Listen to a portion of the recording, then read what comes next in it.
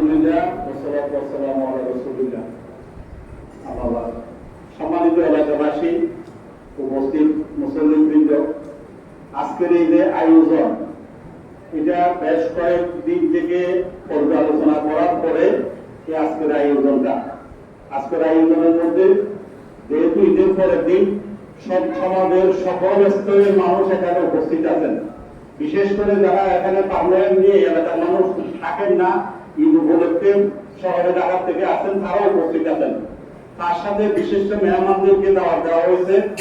প্রশাসনের পক্ষ থেকে প্রশাসনের প্রতিনিধি আছে, সমাজের তৃতীয় দর্পণ সাংবাদিক প্রতিনিধি আছে। আজকের এই মসজিদ থেকে একটা ঘোষণা হোক, সেই ঘোষণাটা হচ্ছে যারা সাধারণ মানুষ আছি, আমরা সাধারণ মুসলিম আমরা যারা আছি, যারা মাদককে অন্যায়কে পছন্দ করি না, ঘৃণা করি, এরকম যে আলোচনাটা হচ্ছে যে মাদকের বিরুদ্ধে যারা আছে, আমরা সবাই আজকে থেকে সচেতন হয়ে যাই। আমরা অনেকে জানতাম না, আজকে থেকে জানিয়ে গেলাম এই এলাকাতে কিছু কিছু দেখাতে কিছু কিছু উচ্ছৃঙ্খল ছেলেপেলে মাদকের সাথে সম্পৃক্ত, সেই মাদকতার থেকে চুরিতে সম্পৃক্ত হচ্ছে।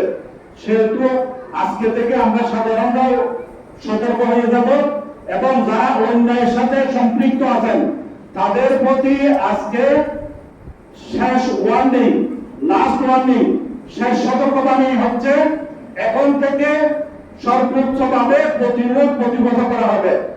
আজকের এই মিটিং এ, আজকের এই জুমার নামাজে বর্তমান সরকারের সরকারি দল, বিরোধী দল, প্রশাসন, সাংবাদিক, সর্বস্তরের মানুষ আছে। আমরা সর্বস্তরের মানুষ ঐক্যবদ্ধ অন্যায়ের বিরুদ্ধে, মাদকের বিরুদ্ধে। সেহেতু আপনারা এই অপকর্ম এখানে করে ঠিকই থাকতে পারবেন না। আমরা যেহেতু পর্যালোচনা করেছি, আমরা এটা নিয়ে গতকালকে একটা মিটিং করেছি, আমরা যেহেতু পর্যালোচনা করেছি, আমরা জানি কে কে কোন কোন ব্যক্তি কার কার ছেলে এই সমস্ত কাজের সাথে সম্পৃক্ত।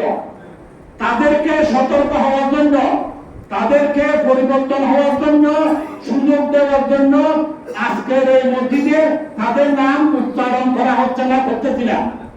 তারা যদি আগামীকাল থেকে পরিবর্তন না হয়, আগামীকাল থেকে যদি এই ইয়াবের সাথে যদি সম্পৃক্ত থাকে, মাদকের সাথে যদি সম্পৃক্ত থাকে, অন্যায়ের সাথে, চুরির সাথে যদি সম্পৃক্ত থাকে, আগামীতে যে মিটিং হবে, আগামীতে যে পরিকল্পনা হবে, তাদের স্বরূপ উন্মোচন করা হবে। শুধু তাই নয়, তাদেরকে প্রশাসনিকভাবে সর্বোচ্চ শাস্তির ব্যবস্থা করা হবে। সেই সাথে আপনারা সবাই ঐক্যমত আছেন কিনা? আমরা যদি ডাকি, আমরা যদি সাথে থাকি, আপনারা এলাকার সকল মানুষ ঐক্যবদ্ধ থাকবেন কিনা? ধন্যবাদ সবাই।